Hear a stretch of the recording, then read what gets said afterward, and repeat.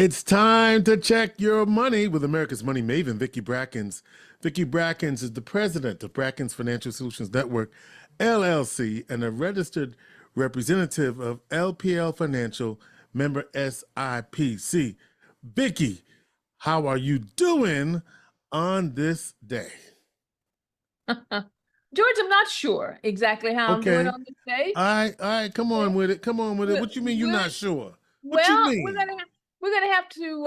I've gotten a lot of feedback and some calls concerning two of the segments that we had, and I'm sort of feeling like maybe I need to go back and clean up a couple of things, or at least encourage some people, because based on the information that we discussed, there's a lot of discouragement out there. So let me go back and work through Oh, this. you gotta clean up some things. What you Yeah, mean? yeah. Okay, so if you recall, a couple of weeks ago, I recall. we had a segment on where we talked about the fact that it had been reported that the amount of money that you needed for retirement was just short of $1.5 million. In fact, $1.46 million. So we just called it 1.5 as far as the amount of money Right. that you needed to successfully retire.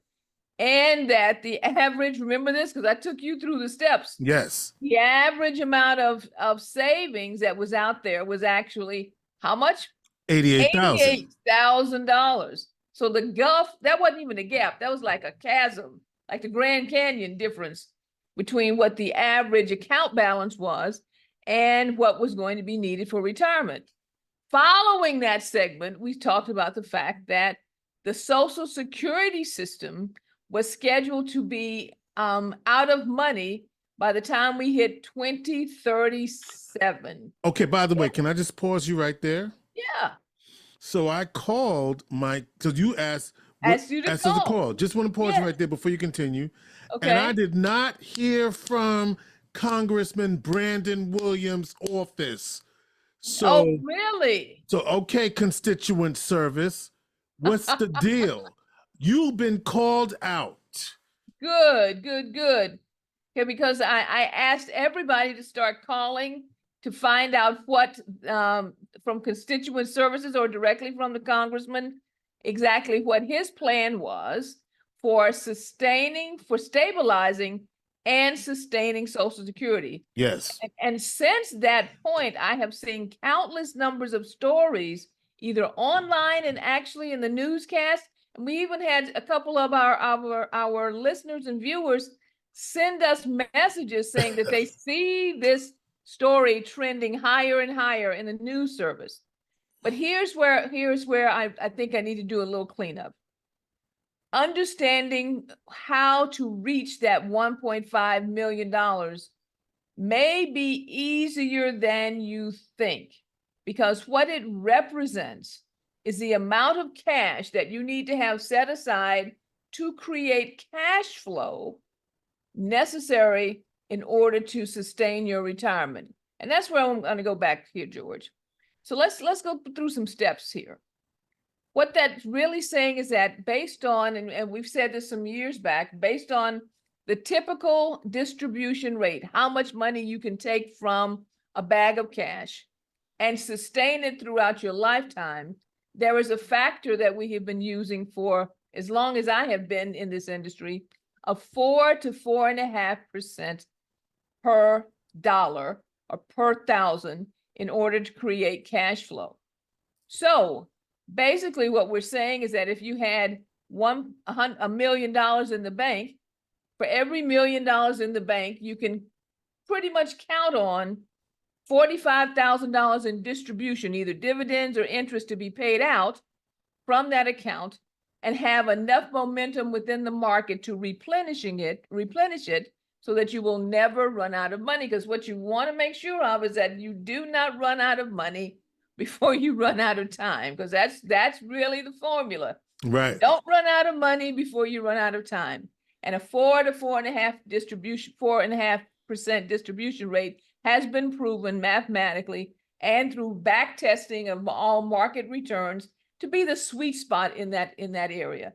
So if you were looking at $1 million, giving you $40 to $45,000, the next $500,000, that 1.5 would give you a little over 20,000 there. And so that means you basically have about $60,000 to $65,000 a year that was being generated from that bag of cash. For most people, that's going to be a sufficient starting point as far as what they need to cover their expenses. But what we also did not talk about, and these were two what I call dovetailed conversation, is that on top of that, your Social Security payment, and the average is about $1,700 a month. So if you add another $1,700 a month, close to $19,000 a year, then you really had the whole pie of what's necessary in order to sustain the average individual throughout retirement. So what's most important? Yes, the number as far as the 1.5 million is important, but what's most important is to understand what kind of cash flow that number or any other number will create throughout your lifetime to sustain your retirement. Does that make more sense, George?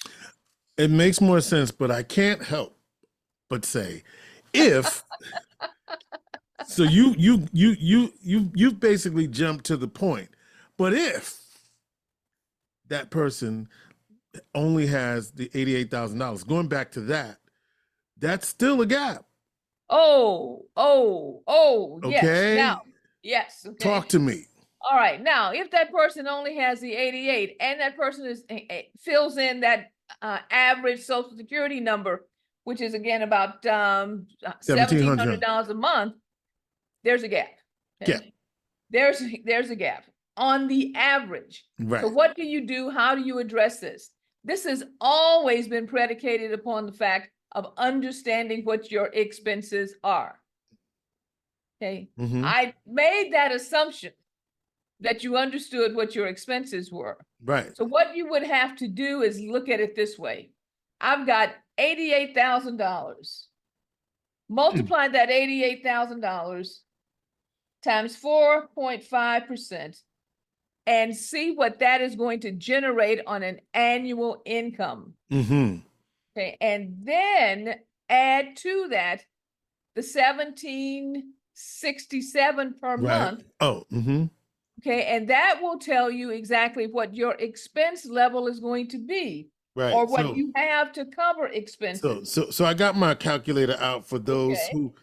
This is not for the $1 million people. This is for the $88,000 people. For the 88,000 people, okay. Because you did the calculation. So you said 4.5%. Mm-hmm. Times 88,000. All right, so that's going to be $3,960. Correct. Divided by 12 is what? Divided by Divided by 12. That's $330 a month. $330 a month plus $1,767. Around $2,030.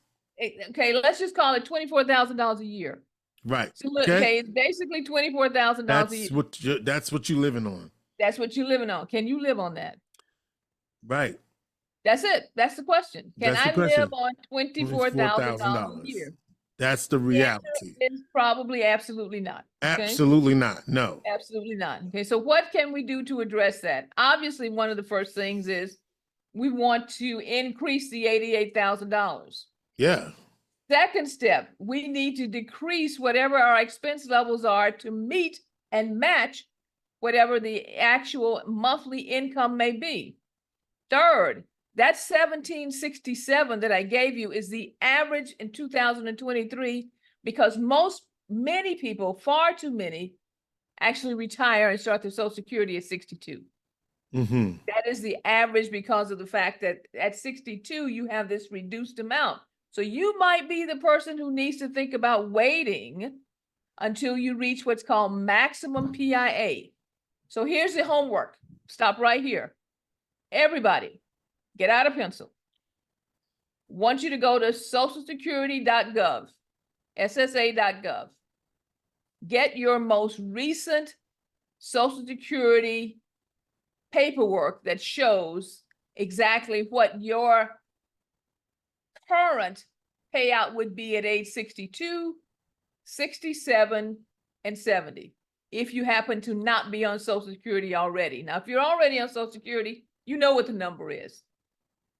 But at 62, 67 and 70, because most people who are not on Social Security yet probably have the, what they call the maximum or the PIA personal insurance amount at 67. It's no longer 65, because you remember some years ago it got pushed out, George.